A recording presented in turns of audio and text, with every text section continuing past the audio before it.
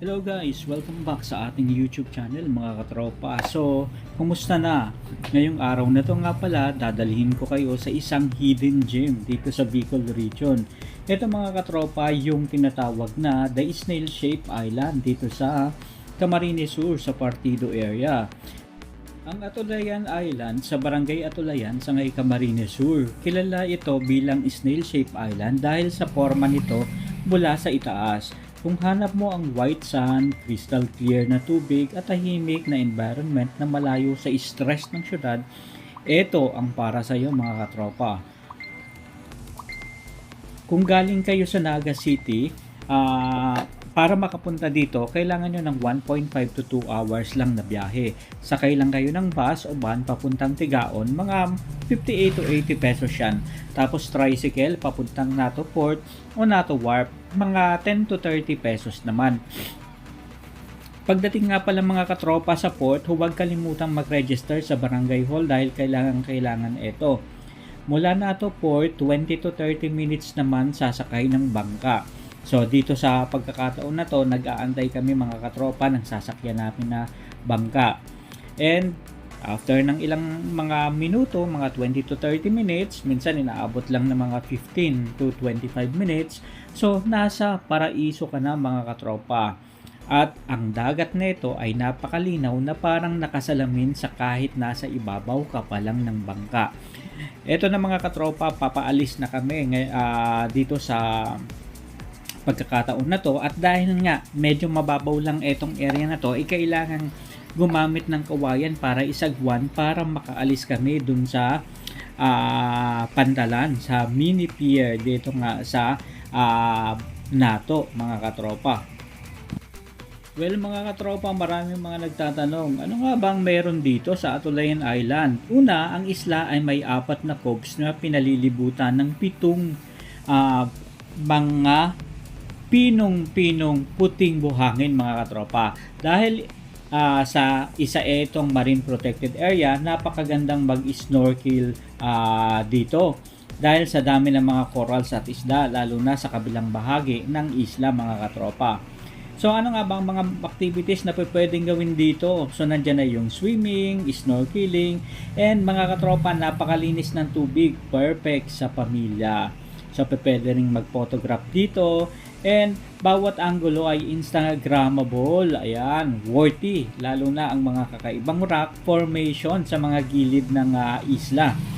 So pwede rin mga katropa mag-hiking dito at pwede kayong umakyat doon sa tinatawag na Atulayan Park para makita nyo naman yung 360 degree view ng Lagunoy Gulf mga katropa.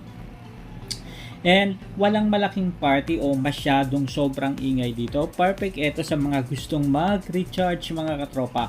Pero possible at pwede naman kayong magdala ng sarili nyong mga speaker. And mayroon din naman pwedeng rentahan na video okay kung gusto nyo ng at least kahit na party ng konti mga katropa. Pero marami ang mga tao rin na dumadayo dito tuwing may mga okasyon mga katropa. Pero kung mga regular days lang, sulit na sulit ang magiging pagpunta nyo dito. So where to stay nga pala mga katropa, maraming mga resort and cottages dito. Pwede mga 7 to 9 at iba't iba pa. Meron namang overnight shift. Maaari nyo puntahan yung MJ Victoria Beach Resort, Unica Iha, and Colacho Cove and Cottages. Kahit na Virgin Island ang turing dito mga katropa ng taga Camarines Sur, may mga resorts din kayong pwedeng pagpilian.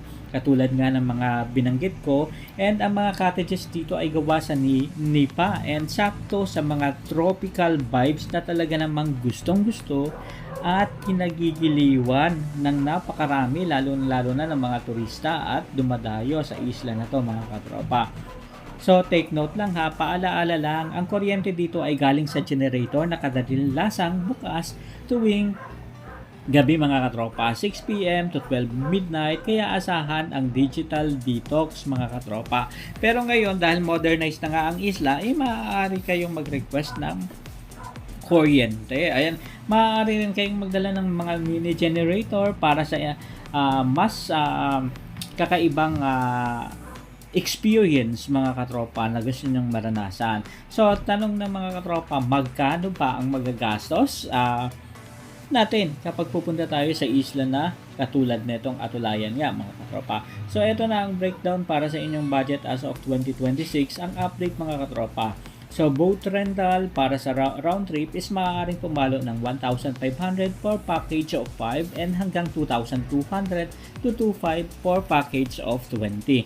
So, ibig sabihin, mas marami, mas mataas yung babayaran ninyo. Pero, eto naman mga katropa is round trip na, and then considering na yung presyo ng gasolina, alam naman natin, sobrang taas at sobrang mahal na mga katropa.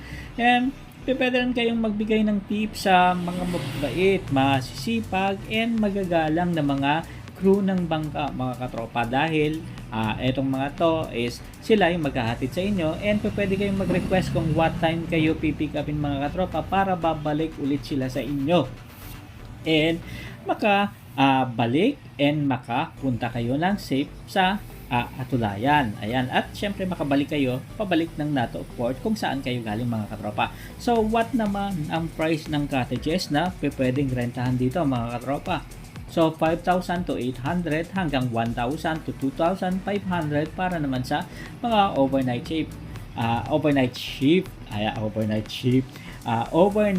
na pamamasyal dito sa isla. Well mga katropa, may mga kubo, may mga parang room for rent dito na yun nga ang presyuhan, and meron din mga cottages na kung gusto nyong malapit sa Dalampasigan, and meron mga mini kubo na pwedeng kayong tulugan na may mga electric fan, and kung gusto nyo naman ng aircon, meron din silang available mga katropa sa loob lang ng resort na mismo na hindi malapit sa dagat. Pero walking distance lang din mga katropa, 2 to 3 minutes walk lang naman. Ayan. So, meron ding environmental fee na maaaring pumalo ng 10 to 25 pesos, and parking fee na 50 pesos para sa mga motorcycle sa Nato Port. Kaya safe na safe mga katropa na iwanan yung mga sasakyan ninyo, dahil for sure mababantayan yan ng mga katropa natin doon. And pagdating naman sa pagkain, mas makakatipid mga katropa kung magbabaon kayo ng sarili nyong pagkain, dahil mula sa mainland, limited lang ang mga tinitinda sa isla. Kung kayo ay maraming mga gustong bilhin, so bilhin nyo na bago pa kayo sumakay ng bangka mga katropa. And anyway, meron din namang mga tindahan sa isla and sa different part, kasi meron ding barangay at mga taong naninirahan dito. So pwede nyong pasyalan at halubilo yung mga tao dito, and makita nyo naman yung uri ng kanilang pamumuhay, and maaari rin kayong humili ng mga fresh na huli ng mga mangingisda dito mga katropa, and maaari nyong ipaluto, pwedeng ihawin, and pwedeng iluto sa kung ano man yung gusto niyo mga katropa. And bago kayo pumunta, ito lang ang tips: magdala ng sariling snorkeling gear, power bank, and sapat na tubig. Mag-responsible tourist din tayo, and iwasan natin mga katropa yung mga basura, dahil pinangangalagaan ang marine sanctuary na to. Ang Atulayan Island is a truly piece of heaven and Camarines Sur. Sulit na sulit ang bawat sentimo na gagasusin mo kung dito kayo mamasyal ng pamilya nyo, mga katropa. So, eto nga, nakikita nyo ang sunod-sunod na pagdating ng mga turista dito, mga katropa. And talaga naman, ito yung isa sa mga nakaka-relax, dahil buong paligid nito is makikita mo mga katropa yung bundok. Ayan. So, and makikita mo rin na yung kabilang isla, yung napakagandang view ng kabilang isla, and ganoon na rin yung sunset and sunrise. Yan yung pinupuntahan dito mga katropa. Maliban dyan yung sand na walang masyadong bato mga katropa, na talagang kapag umapa ka, hindi ka matitinik o matutusok ng kung ano man. Kaya nga sinasabi nila na parang mini Boracay etong isla na to. Ayan, and talaga namang dinadayo ng mga turista mga katropa. And eto nga, dito sa video na to, nakikita nyo naman na talagang sunod-sunod ang dagsa ng mga tao, and talagang sobrang dami ng mga tao na gustong mag-swimming at mamasyal sa lugar na to mga katropa. Well, ang Sangay nga pala mga katropa ay isang napakagandang municipality dito sa bayan ng Partido area sa Camarines Sur. And alam naman natin mga katropa na ang Camarines Sur, dito rin makikita yung Karamuan. Kaya ang mga isla dito at mga dalampasigan ay truly amazing mga katropa, na talaga namang sulit and worth na dayuhin. Ayan. So, para naman na makabalik papuntang Manila, pwedeng sumakay ng nirentahang bangka pabalik sa NATO Port o Wharf and siguraduhin na napag-usapan na ninyo ng bangkero ang presyo at tamang oras mga katropa. Karaniwan kasi bago mag 5 o'clock, umaalis na yung bangka galing sa isla dahil mas maalon paghapon. And para naman na makabalik kayo Panaga City, maaari kayong mag-direct van o jeep. May mga van o jeep na galing sa NATO Port na diretso na sa Naga City LCC at Bicol Central Station. Ang pamasahe nga pala ay 100 to 150. Kung via Tigaon naman, walang direktang biyahe. So makay muna ng tricycle papuntang Tigaon Sentro, 20 to 30 pesos. At doon marami ng bus at van nadadaan papuntang Naga City, biyaheng 1.5 to 2 hours.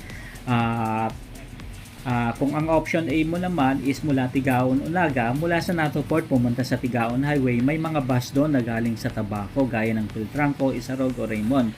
Nadadaan at pwedeng parahin papuntang Manila. Pumunta muna sa Bicol Terminal, yun yung masigurado, at doon mas maraming bus option tulad ng ordinary aircon at mga sleeper bus patungong Cubao, Pasay, and Alabang. Kung gusto mo naman option B, pwede kang mag-aeroplano, pili Naga Airport mula sa Ngay, Tigaon, sumakay ng bus at van papuntang Naga, pero bumaba sa pili Naga Airport, tandaan na dapat may advance booking ka na sa Cebu Pacific or Philippine Airlines. Ang huling biyahe ng mga van mula sa Ngay, Panaga ay karaniwang hanggang 5 to 6 p.m. lamang. Kung balak mong mag-bus pa Manila, mas okay na mag-book online sa mga bus line para siguradong may upuan ka pagdating mo sa Naga City. Ayun. Maraming salamat sa pagsama sa atin sa pamamasyal ngayong araw na to dito sa Atulayan Island. Hanggang sa muli, maraming salamat. Paalam.